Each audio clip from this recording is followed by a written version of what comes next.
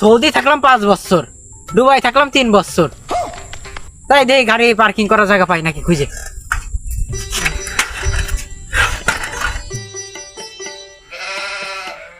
ও পড়ে গেলাম, no problem. নষ্ট জেলখানাতে যাইয়া দেখি পুলিশ পাগল।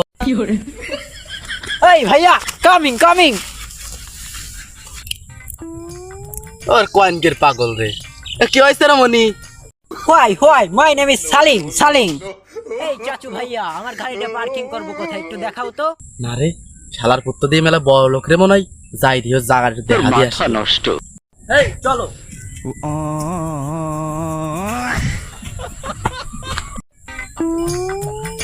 এই যে আমার কাওয়াসাকি নিনজা।